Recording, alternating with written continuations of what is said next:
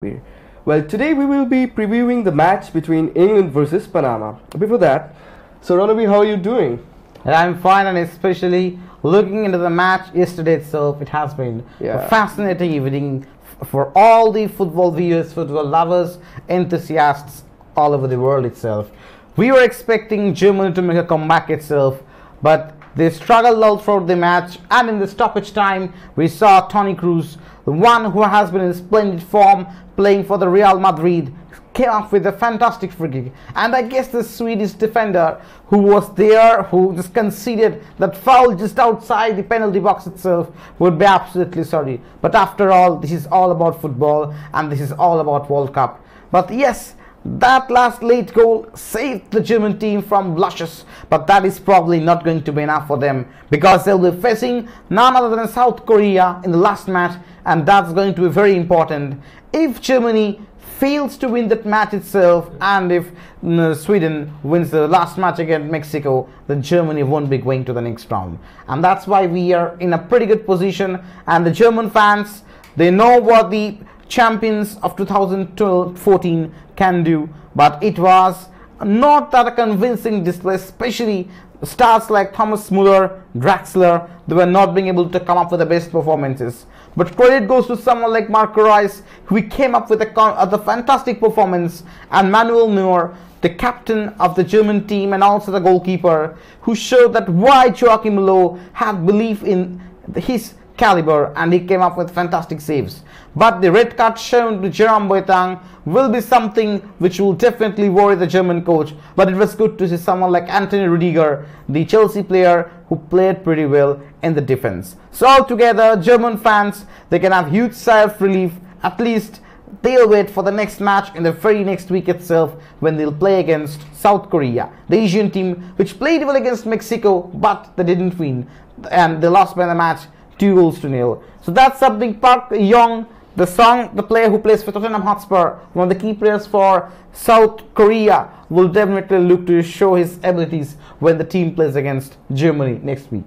Well, as you were telling, we're not quite happy with the VAR system, that is the video assistant referee system.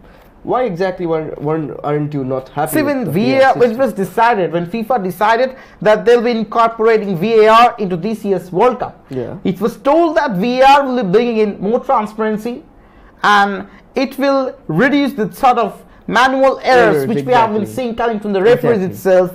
But in reality, as far as the matches, we have come to the 11th day of this year's World Cup. We can see that VAR has been used selectively. The selective usage is something which is worrying me, because there are decisions which we have seen, for example, in the match against when Australia played their very first match against France.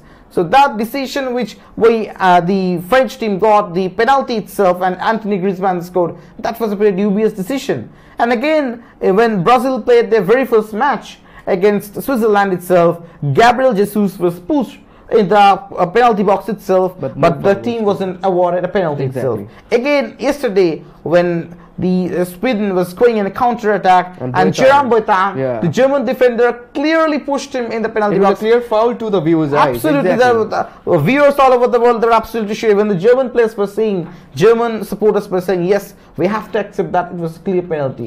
So we don't know how the match would have changed if the penalty had been given. Absolutely, because in football, what happens, every goal puts pressure, even you are a big team or a small team. And this World Cup has been remarkably distinct from other World Cups, because this time around we are seeing the traditionally small teams coming up with such impressive performances. Probably that is the hallmark of this year's World Cup in Russia. Right. Well, today's match will be played in the Novgorod Stadium in Russia, and 43,000 people are expected to be present during the match.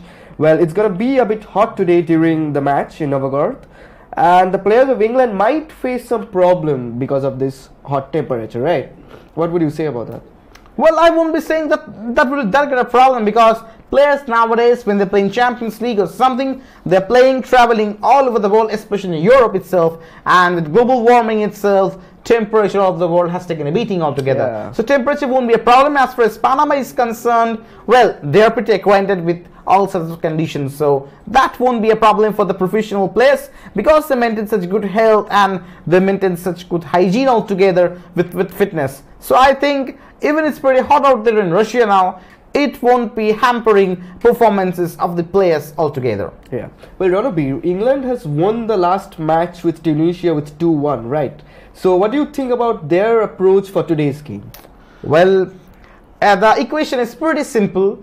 If they want to go to the next round itself, they need to win today's match against Panama, and this will automatically ensure them to the very next round, the knockout round. Now, if you're asking me whether they're going to top the group or not, we won't be able to say that, because we have to wait for the match against Belgium altogether. Because England versus Belgium, this match is going to decide which team is going to top in this specific group itself, and that would be a cracker of a match when you see Romelu Lukaku standing against someone like Harry Kane. It automatically implies that sort of EPL rivalry when you see Manchester United play against the Tottenham Hotspur. So that sort of thing we were waiting for. But in this match altogether, we'll be seeing so many characters of the field, because remember, from Tottenham itself, we have got 3 players: Dele Alli, Harry Kane, Eric Dyer. They are pretty good players. Especially, I think people have been saying that if you talk about international players of typical caliber, then it's the Harry Kane,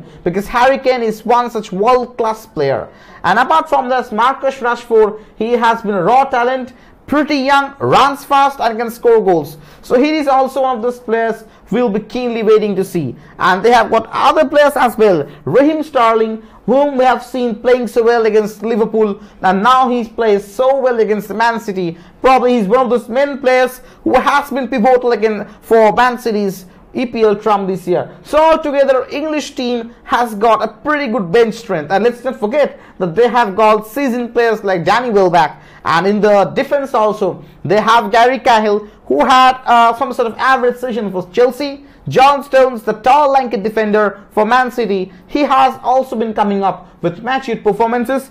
And Danny Rose and Phil Jones, I'm not really sure, because probably you remember in the FA Cup final how Phil Jones looked lackluster against the likes of Eden Hazard when Chelsea playing against Manchester United at Wembley.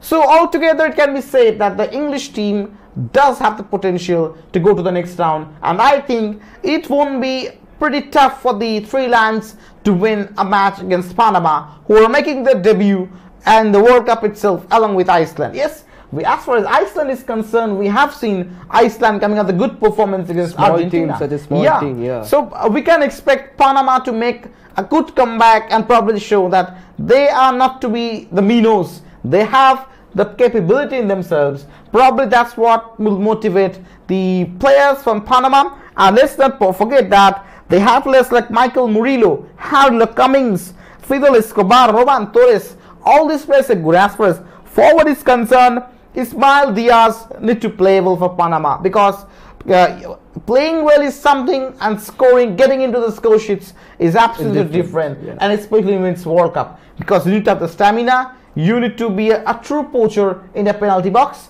and lastly, you need to understand the players, the players who are giving you the passes. That sort of coordination actually plays pretty important role, because what happens all throughout the year, you play with different clubs altogether, and suddenly 30 days before the World Cup itself, you play together, you train together, and you're expected to have enough experience. Yeah, absolutely. You're expected to play seamless football. That is not at all very easy. Probably that's one of the main reasons why you can say that after 1996, why England have never won World Cup.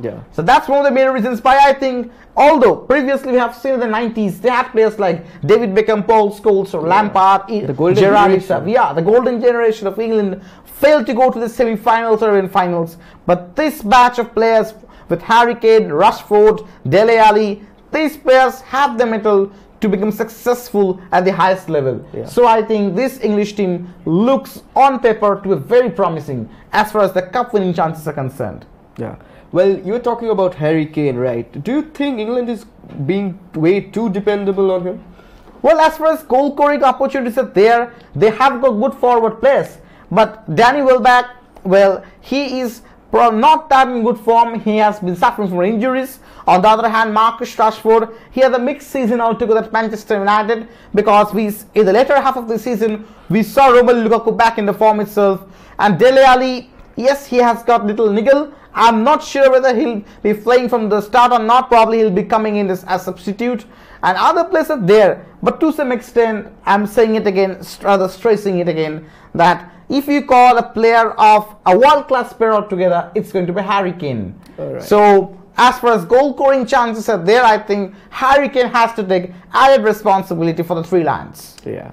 Well, Panama is a debut team, right? And they will go out of the competition if they lose today's match. So it's a do or die situation for them.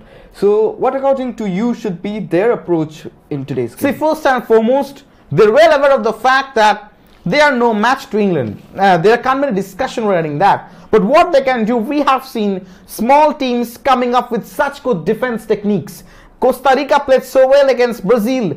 We saw how Iceland did against Argentina. And yesterday we saw how the Sweden team playing against Germans. So defensive technique is one thing. That's what, see, we are missing the Azuris this World Cup. Italy didn't qualify. But we are seeing good defense techniques from the small teams. And Panama, if they think of defeating England today, their primary target should be have a solid defense and defense, then rely on the counter attacks, because we have seen counter attacking ploy, and especially if we have young legs, youngsters in the team itself, it can be a very good option altogether. Yeah. Well, from this group G, which two teams do you think will qualify? Well, when it was shown that the Belgium, England, Tunisia and Panama are going to play together, to some options, some people say that Tunisia can be a dark horse from this group itself. But in the two matches which we have seen, the way the team succumbed to so many goals altogether, I'm pretty sad because I was expecting more from them. And Panama, I have seen the game against Belgium. Yeah, they played well in the first half itself, but in the second half itself, they were that promising. So it's clear as crystal that England and Belgium are going from this group itself. But we have to wait for the very next week, because if you want to know which team is going to top as far as this particular group is concerned, my vote is for Belgium altogether, because the way they are playing, the way these players are gelling together, Eden Hazard, Romelu Lukaku, Kevin De Bruyne, Fellaini and Vincent Kompany is due to join them next a week altogether. So they have a massive team altogether. And on paper, England also looks to be a good team. Probably this match against Panama will give us a hint what we're going to see the next match, which will be definitely high boosting, and it will definitely amp up the morals as well for the players. Well, last but the most important question for this day, what do you think could be the probable scoreline for today? Well, I think the English supporters will be glad with a scoreline of England to Panama 0, and that would be okay for them. But I would love to see a good fight back from Panama. And the most interesting aspect for this year's World Cup is that we haven't seen any 0-0 score this time. We are seeing so many goals altogether, hat-trick altogether from CR7, and as Panama is to some extent a weak team, I won't be surprised if players like Harry Kane can come up with a quick for a hat-trick in something around 40 minutes or 45 minutes or something. So if Panama concedes 4-5 goals, I won't be surprised, because this English team definitely has the ability to do that. Right. Thank you so much, Ranabir. It's always a pleasure talking to you.